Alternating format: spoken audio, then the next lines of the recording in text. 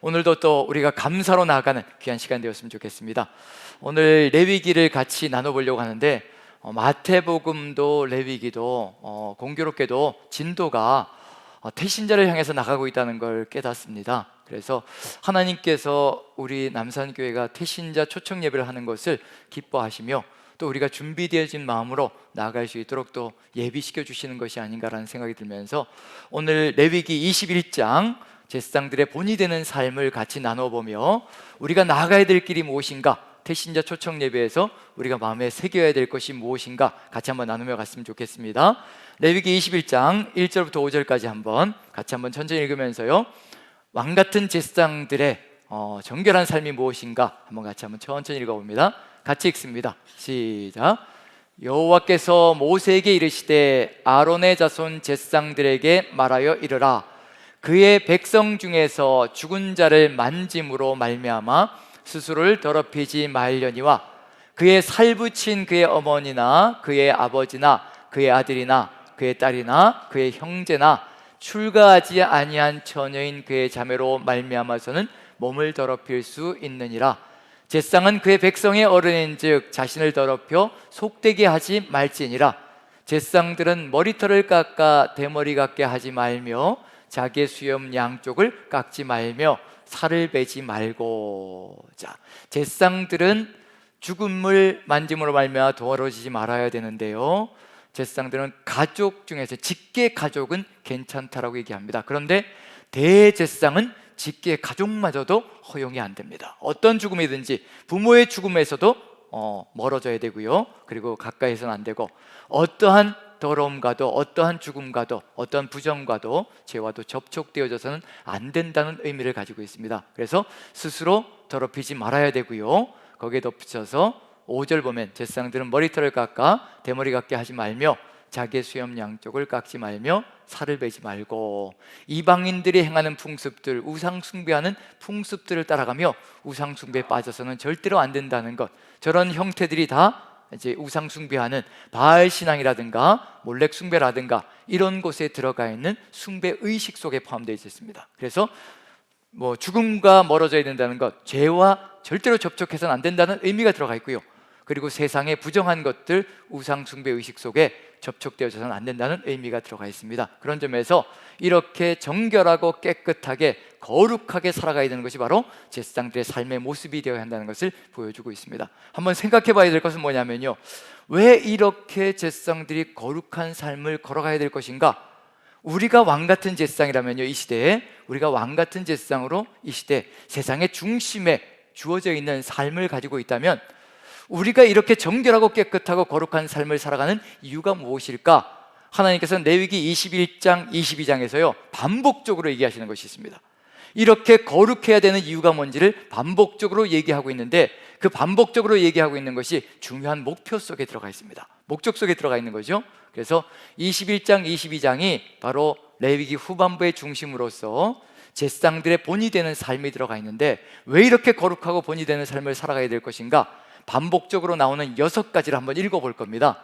21장과 22장에 반복적으로 6가지가 나오는데요, 그 6가지를 읽어보면 거기에 이런 이유 때문에 하나님께서 이렇게 거룩하고 정결하고 더럽지 않고 깨끗하기를 소망하시는구나, 한번 6가지 읽으면 자연스럽게 반복적으로 나오는 것을 찾으면 그것이 바로 이렇게 거룩해야 되는 이유라고 얘기할 수 있을 것 같습니다. 그게 지금 우리에게는 또 어떤 의미인지 한번 살펴봐야 될 필요가 있겠죠. 자, 21장 22장에 6가지를 한번 읽어봅니다. 읽으면서 한번 찾아보시면 좋겠습니다. 자, 6절입니다. 같이 읽습니다. 시작. 그들의 하나님께 대하여 거룩하고 그들의 하나님의 이름을 욕되게 하지 말 것이며 그들은 여호와의 화제 곧 그들의 하나님의 음식을 드리는 자인즉 거룩할 것이라. 자, 뭔가 들어가 있죠. 거룩하라고 하는데 그 이유가 뭔지 들어가 있습니다. 그 다음에 8절 같이 읽습니다. 시작.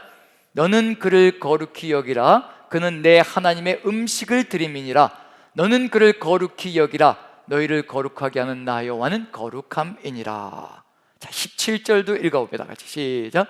아론에게 말하여 이르라. 누구든지 너의 자손 중 대대로 육체에 흠이 있는 자는 그 하나님의 음식을 드리려고 가까이 오지 못할 것이니라. 자, 그 다음 3가지입니다. 21절 같이 읽어보죠. 시작. 제사장 아론의 자손 중에 흠이 있는 자는 나와 여호와께 화제를 드리지 못할지니 그는 흠이 있은즉 나와서 그의 하나님께 음식을 드리지 못하느니라. 자, 22절 같이 읽겠습니다. 시작. 그는 그의 하나님의 음식이 지성물이든지 성물이든지 먹을 것이나. 25절 같이 읽습니다. 시작. 너희는 외국인에게서도 이런 것을 받아 너희의 하나님의 음식으로 드리지 말라. 이는 결점이 있고 흠이 있는 것인즉 너희를 위하여 기쁘게 받으심이 되지 못할 것임이라. 자, 6부분을 읽었는데요, 반복적으로 나오는 게 있습니다. 왜 제사장들이 거룩해야 되고 정결해야 되고 깨끗해야 되는지, 더럽지 말아야 되는지, 어떤 목적이 있기 때문인가요? 누구의 음식이요? 하나님의 음식을 드리는 자. 21절에 이렇게 되어 있습니다. 맨 마지막 부분, 21절 마지막 부분, 하나님께 음식을 드리지 못하느니라. 다른 부분은 다 하나님의 음식으로 되어 있는데 21절만 하나님께 음식이라고 되어 있습니다. 그런데 히브리어 원어는 다 똑같습니다. 그런 점에서 이 부분도 하나님의 음식이라고 번역해 줘야 되는데 그걸 또 이렇게 다르게 번역해 놨습니다. 모두가 똑같이 하나님의 음식이라는 말이 들어가 있습니다. 참 이제 의문스러운 게 있죠. 자, 하나님의 음식을 드시나요? 드시지 않나요? 드시면 중식을 좋아하실까요? 한식을 좋아하실까요? 양식을 좋아하실까요? 일식을 좋아하실까요? 아니면 요즘 또 퓨전이 유행이니까 퓨전식을 좋아하실까요? 이걸 알아야 어떻게 할 수 있을까요? 이걸 알아야 누구에게 더 가까이 나갈 수 있다는 얘기인가요? 하나님께 더 가까이 나갈 수가 있는 거죠. 제가 신방을 하다 보면 참 이상한 소문들이 많이 나 있다는 것을 깨닫습니다. 우리 목사님은 회는 절대 안 드신대. 우리 목사님은 이게 뭐를 싫어하신대. 이런 이야기들이 아주 팽배하게, 저는 그런 얘기 한 적이 없는데 단지 이제 조금밖에 못 먹는 그것인데 모두 다 잡식성입니다. 저는 모두 다 잘 먹고 잡식성입니다. 단지 많이 먹지 않을 뿐이지 싫어하는 건 없습니다. 그런데 이렇게 살다 보면 이렇게 막 소문이 이렇게 나 있을 때가 있는 거죠.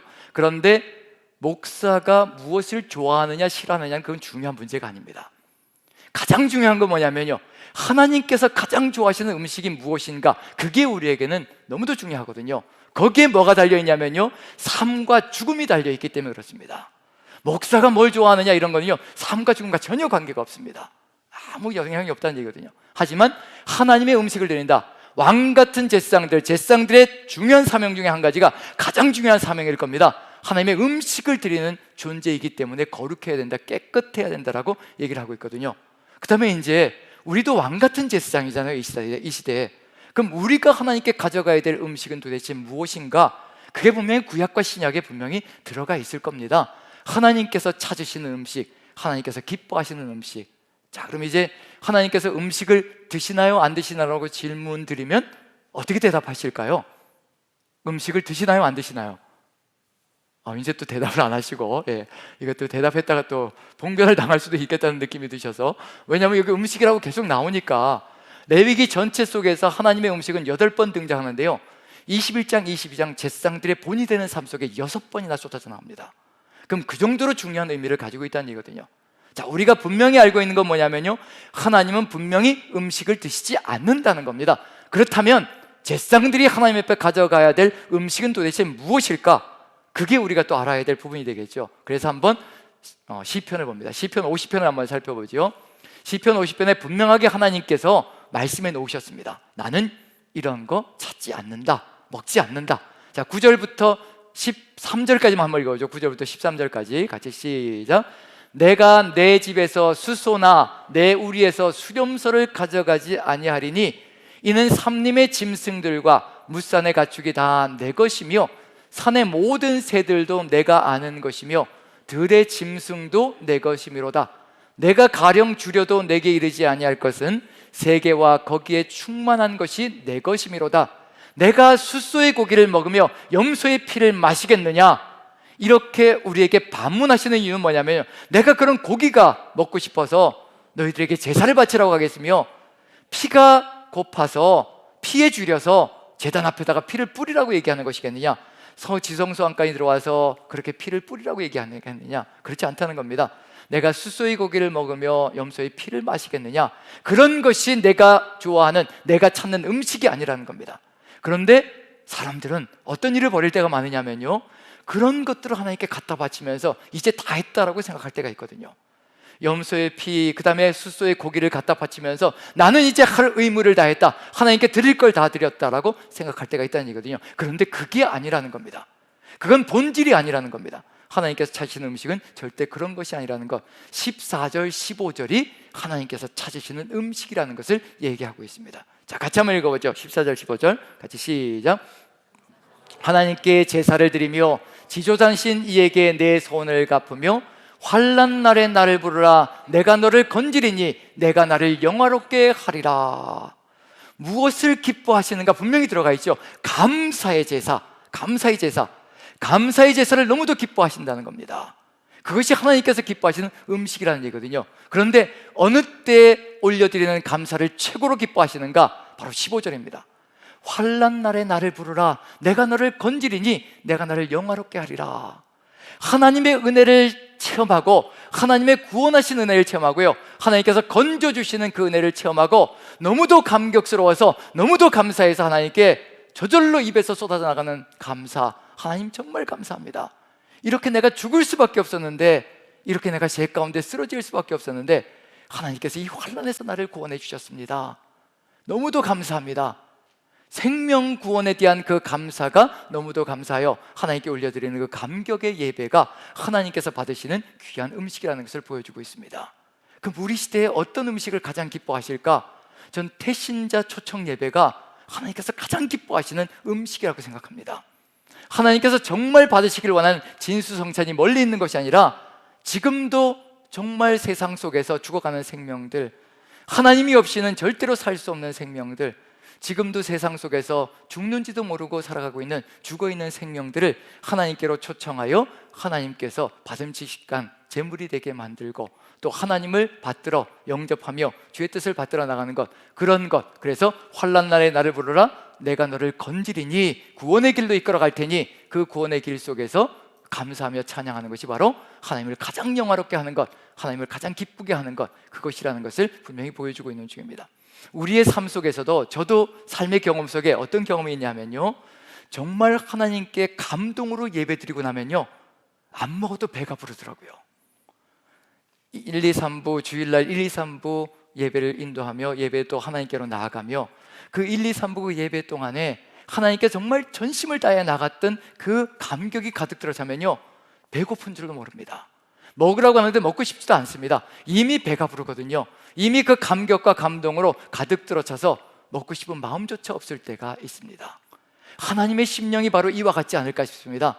정말 하나님의 그 구원 역사에 감격하며 감동하며 하나님께 모든 전심을 다하여 올려드리는 그 감격의 감사의 예배가 하나님을 가장 기쁘게 하고 하나님을 가장 감동스럽게 한다는 것, 그것을 우리가 안다면요 우리가 지금 나아가야 될 사명의 길 속에서 왕같은 제사장으로서 가장 하나님께서 기뻐하시는 것이 무엇일까? 바울사도가 얘기한 것이 뭐냐면요 자신이 복음의 제사장이 되어서 이방인들을 하나님께 제물로 올려드리는 사명을 맡았다라고 얘기를 합니다. 우리도 역시 마찬가지일 겁니다. 이 시대 왕같은 제사장이 되어서 죽어가는 생명들을 세상 속에서 끄집어내어서 하나님께로 이끌어 나가는 것, 그것이 하나님께서 가장 기뻐하시는 음식이 되고 양식이 되고 하나님의 마음을 흡족하게 하는 것이 된다면 하나님이 얼마나 영화로운 길로 나아갈 수 있을 것인가.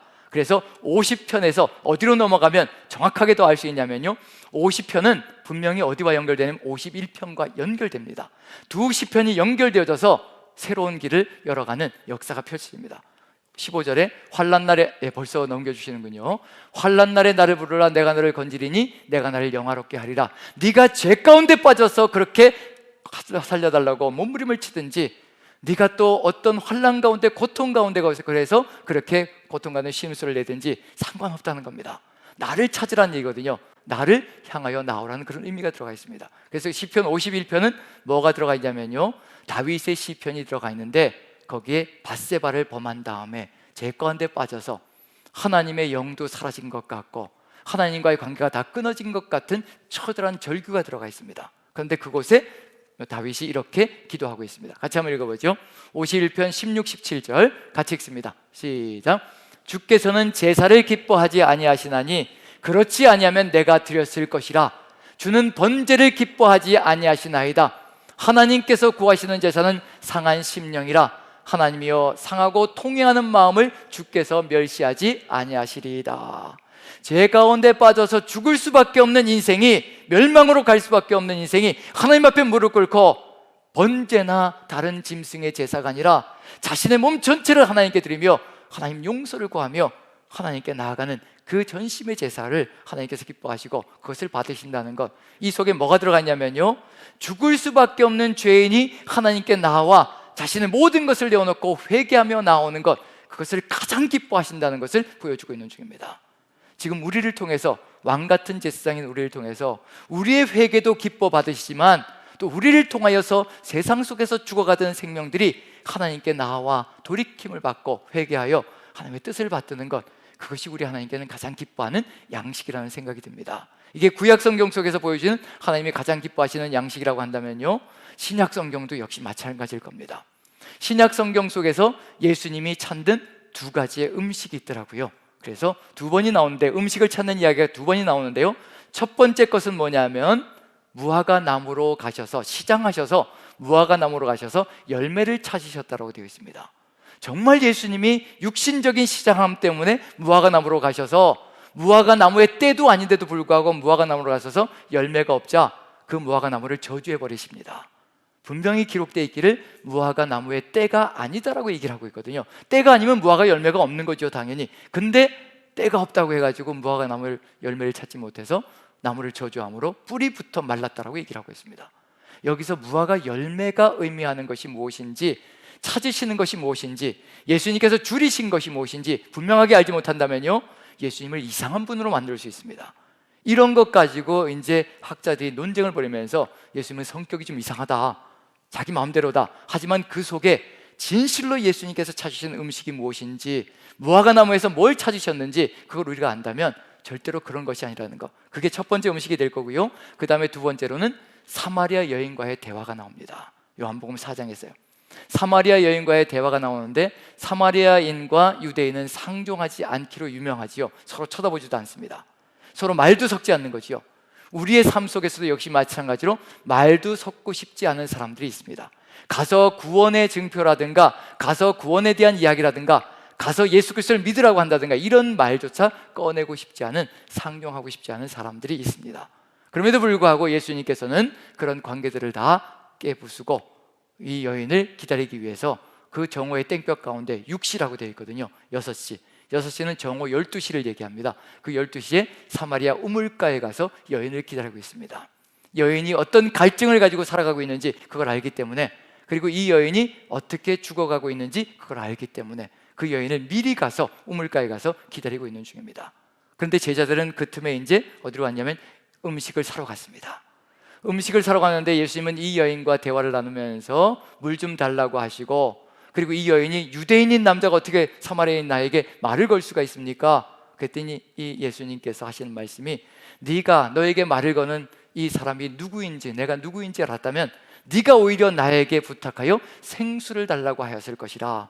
예수님께서는 뭔가를 주시려고 거기에 앉아 계셨다는 것, 죽어가는 생명을 위해서 영원한 생명수를 주시기 위해서 거기 계시다는 것을 분명히 보여주고 있는 중입니다. 그리고 이 여인이 마침내 예수님이 메시아라는 것을 깨닫고 이제 동네로 갑니다. 그런데 제자들이 돌아왔습니다.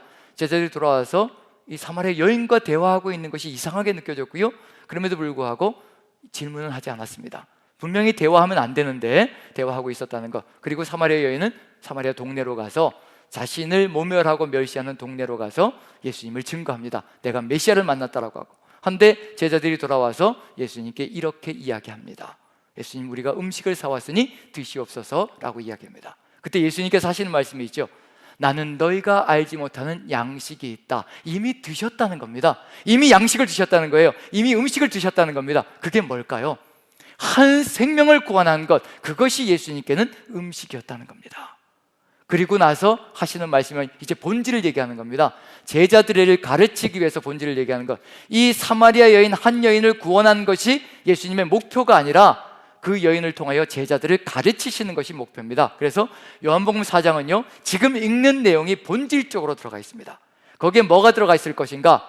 제자들, 왕같은 제사장으로서는 바로 우리의 이야기가 들어가 있거든요. 우리가 살아가야 될 삶의 길이 들어가 있고요, 그리고 사마리아 여인이 메시아인 줄 깨닫고 사마리아 동네로 돌아가서 사마리아인들을 다 데리고 오고, 그 사이에 이 내용이 들어가 있습니다. 제자들을 가르치는 거죠. 제가 한 절만 먼저 읽고요, 그 다음 부분부터는 같이 보도록 하겠습니다. 예수님께서 이르시되 나의 양식은 나를 보내신 이의 뜻을 행하며 그의 일을 온전히 이루는 이것이니라. 나를 보내신 이의 뜻을 행하며 온전히 이루는 것, 한 생명이라도 더 구원하는 것, 십자가로 가셔서 생명을 구원하는 그것이 바로 이 땅에 오신 목적이요, 그것이 바로 예수님께서 가장 기뻐하시는 양식이라는 것을 보여주고 있습니다. 그게 누구에게 전달되어야 될 것인가? 우리에게 전달되어야 되거든요. 그래서 그 다음 부분을 보시면요, 한번 읽어봅니다. 요한복음 4장 35절부터 38절인데요 어쩌면 요한복음 4장은 이게 본질적인 목표입니다. 목표점. 제자들을 가르치고 왕같은 제사장들에게 바로 이와 같은 소명이 있다는 것을 가르쳐주기 위해서 사마리아 여인 이야기 가운데 이것을 집어넣었습니다. 자, 먼저 35절만 한번 읽어보죠. 35절 같이 읽습니다. 시작. 넉 달이 지나야 추수할 때가 이르겠다 하지 아니하느냐? 그러나 나는 너희에게 이르노니 너희 눈을 들어 밭을 보라, 희어져 추수하게 되었도다.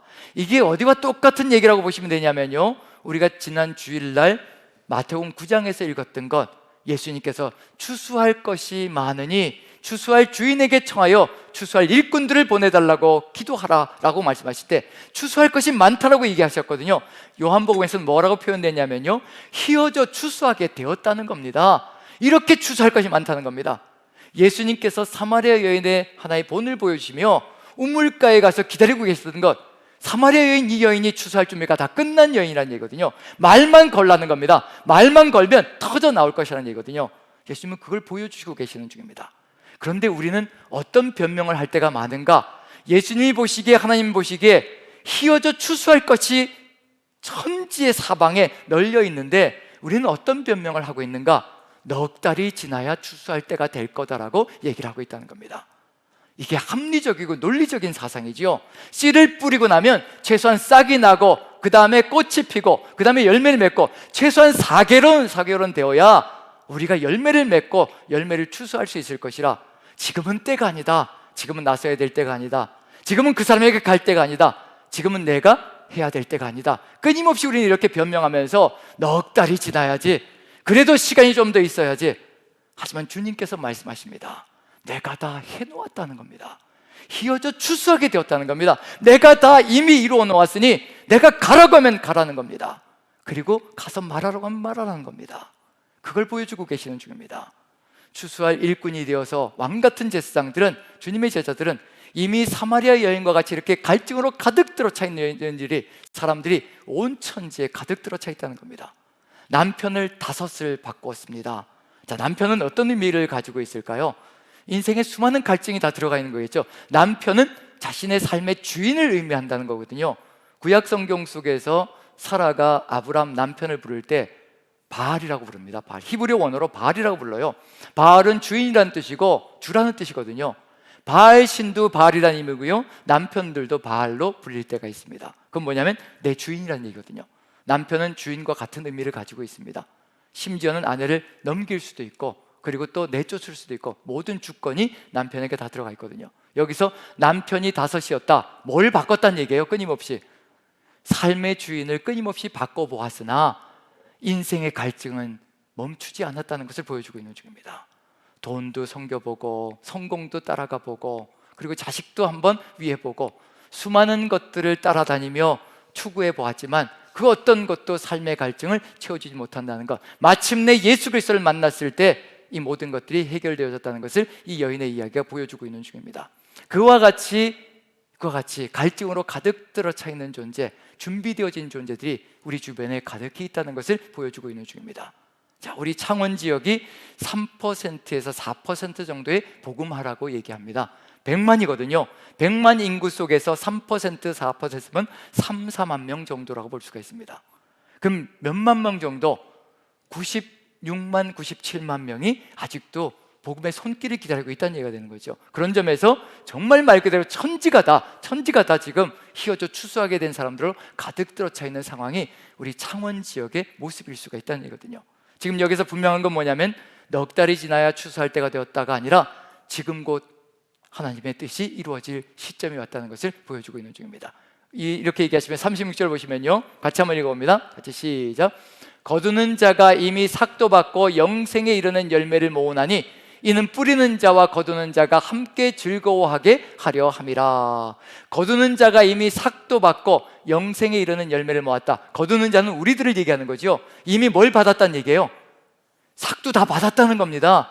우리에게 뭘 다 주셨다는 얘기예요.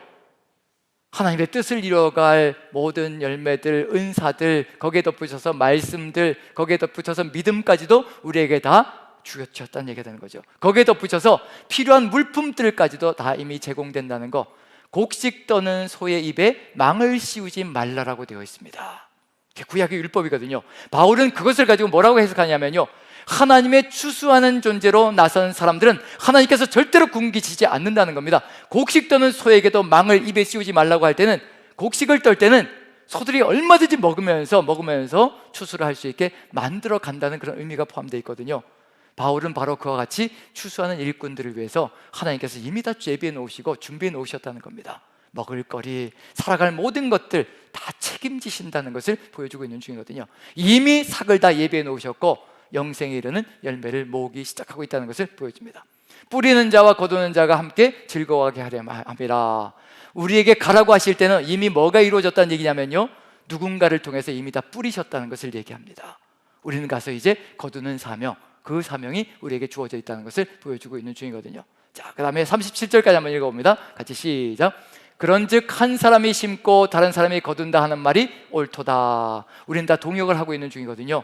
어떤 사람은 심는 역할을 하고, 어떤 사람은 거두는 역할을 하고, 그리고 어떤 사람은 물을 주는 역할을 하고, 그리고 하나님은 자라게 하시고요.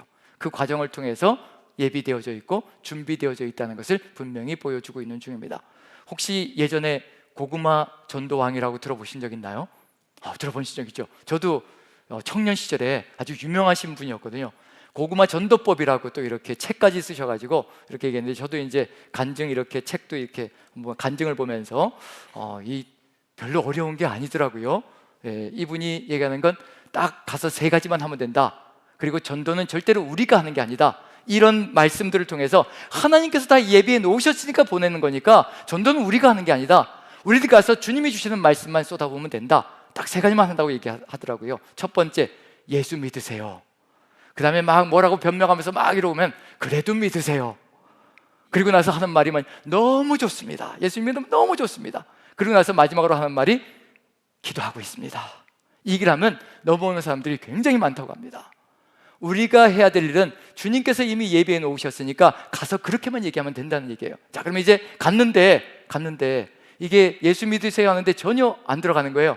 고구마도 뭐가 있다는 얘기인가요? 익은 고구마가 있고 아주 생짜 고구마가 있다는 얘기가 되거든요. 자, 그럼 이제 안 익어서 생짜 고구마는 어떻게 해야 된다는 얘기인가요? 실망할 필요 없이 하나님께서 나를 이 사람에게 뿌리는 자로 보내셨구나 생각하고 그냥 한번 뿌리고 오면 되는 거고요. 실망할 필요도 없고, 실망하는 이유는 다른 데 있는 것이 아니라 내가 씨도 뿌리고 그리고 또 꽃도 보고 싶고 열매도 맛보고 싶은 마음이 가득 들어차 있으니까 실망하고 좌절하는데, 하나님은 뿌리는 자, 그리고 또 물 주는 자, 그리고 또 거두는 자 다 다르게 하실 수도 있다는 얘기입니다.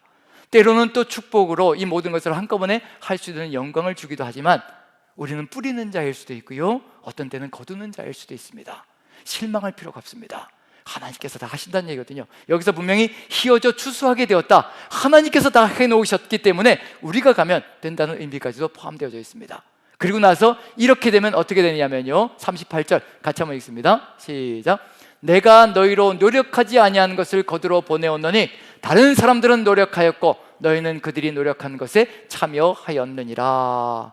이제 전도가 일어났을 때, 내가 30명 40명 전도했을 때에도 어떤 일이 벌어질 것이냐면요, 내가 누구를 전도했다라고 자랑질하지 못할 겁니다. 누가 다 하셨기 때문에요? 하나님께서 다 휘어져 추수하게 만들어 놓으셨기 때문에, 잘하게 해놓으셨기 때문에 우리가 누구를 전도했다, 내가 누구를 이끌고 왔다, 내가 했다, 이런 이야기는 절대 할 수도 없는 것이 될 겁니다.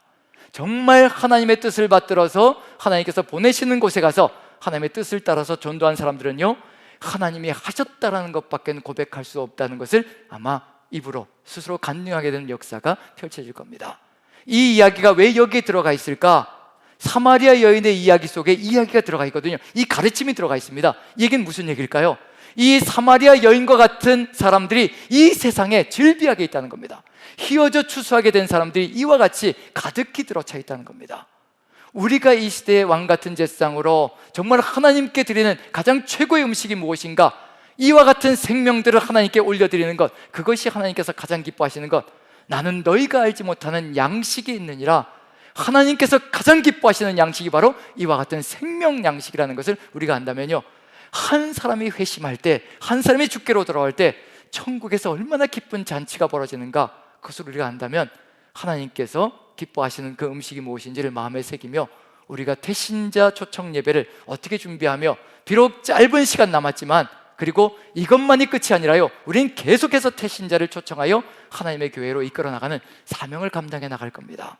한 날짜만 잡아서 그날만이 태신자 초청 예배가 아니라 우리의 평생을 통하여서 하나님께 새 생명들을 이끌어 나가는 그 사명을 감당한다면요, 하나님께서 얼마나 기뻐하시는 삶이 될 것인가, 바로 이러한 우리의 삶을 통하여서 펼쳐질 일이 무엇인가를 기대하고 계시다는 얘기거든요. 그 다음 부분을 보시면요, 이제 사마리아 여인이 마을 사람들, 사마리아 동네 사람들을 다 이끌고 옵니다. 이게 바로 하나님의 음식, 정말 위력인 거죠. 복음의 위력인 거죠. 자신을 멸시하고 모멸해서 사람들을 만날 수 없는 정오의 그 땡볕에 우물가로 나갔다면, 그런 여인이 물동이까지 버려두고 자신이 왔던 본분, 자신이 물을 길어서 마시기 위해서 그 갈증을 해소하기 위해서 우물가로 왔는데, 그 물동이까지 버려두고 마을로 달려가서 사람들에게 복음을 전했다는 것, 이것이 바로 감격이 아닌가라는 생각이 듭니다. 마지막 부분을 보시면요, 우리가 가야 될 길도 한번 볼 수 있지 않을까 싶습니다. 자, 마지막 결론은 이와 같습니다. 40절부터 42절까지 같이 한번 천천히 읽어보죠. 시작. 인들이 예수께 와서 자기들과 함께 유하시기를 청하니 거기서 이틀을 유하심에 예수의 말씀으로 말미암아 믿는 자가 더욱 많아 그 여자에게 말하되 이제 우리가 믿는 것은 내 말로 인함이 아니니 이는 우리가 친히 듣고 그가 참으로 세상의 구주신 줄을 알미라 하였더라. 태신자들이 하나님의 교회로 나와서 누구의 말씀을 들어야 되냐면요, 우리 인생의 말이 아니라 우리는 초청하는 겁니다. 우리는 하나님 앞으로 그 인생들을 초청하여서 하나님께서 말씀하시도록 기회를 제공해 드리는 겁니다. 예수의 말씀으로 말미암아 믿는 자가 더욱 많아진다. 우리의 말을 믿고 따라왔지만 그것으로 끝나는 것이 아니라요, 예수님의 말씀으로 새롭게 거듭나는 것. 그러할 때 그들의 입에서 무슨 소리가 나올 것인가? 그 여자에게 말하되, 우리에게 말하는 겁니다. 태신자들이 우리에게 말하되 이제 우리가 믿는 것은 너희들의 말로 인함이 아니니 이는 우리가 친히 듣고 그가 참으로 세상의 구주신 줄을 알미라라는 그 고백이 태신자들의 입에서 쏟아져 나온다면요, 우린 정말 제 역할을 감당한 겁니다. 왕같은 제사장으로서 하나님께 정말 양식을 공급해드리며 하나님이 풍성한 기쁨으로 감사하며 영화를 누릴 수 있는 그런 길로 나아갈 수 있게 만들어가는 것, 그것이 바로 우리의 삶 속에 들어가 있다면, 태신자들을 우리가 그들을 회심시켜서 우리가 그들에게 말씀을 다 집어넣어서 이렇게 한다라는 그 부담감을 내려놓는 것이 지금 우리의 마음이 아닐까라는 생각이 듭니다. 수많은 부담으로 가득 들어차 있거든요. 내가 이 사람을 구원하의 길로 인도해야 되고, 내가 이 사람에게 정말 말씀의 본질을 전해야 되고, 이런 것들이 가득 들어차 있지만 어쩌면 우리는 주님 앞으로 그들을 이끌어 나가는 것, 그리고 주님이 말씀하실 수 있도록 주님께서 말씀하셔서 그들의 마음속에 하나님의 마음과 말씀이 들어갈 수 있도록 우리가 기도하며 나아가는 것, 그것이 바로 우리가 걸어가야 될 길이 아닌가라는 기대를 가져봅니다. 이번 주일에도 우리의 말이 아니라 하나님께서 말씀하셔서 하나님의 뜻이 이루어져 하나님의 놀라운 역사 가운데 태신자들이 새신자가 되고 새신자들이 헌신하는 존재가 되어서 정말 성도로 거듭나 하나님의 뜻을 이루어가며 우리가 한 공동체로 주의 나라를 이루어가는 귀한 공동체가 되기를 간절히 축원드립니다. 우리 같이 한번 505장 같이 찬양 드리면서요, 같이 한번 기도했으면 좋겠습니다. 505장 온 세상 위하여, 우리 다시 한번 더 찬양 드립니다. 주일에 드렸던 찬양인데 우리 박수 치면서 한번 찬양했으면 좋겠습니다. 온 세상 위하여. 아멘. 온 세상 위하여 나 복음 전하리. 만 백성 모두 나와서 주 말씀 들으라. 고통에 빠져서 헤매는 자들아, 주님의 음성 듣고서 너 구원받으라. 전하고 기도해 매일 증인 되리라.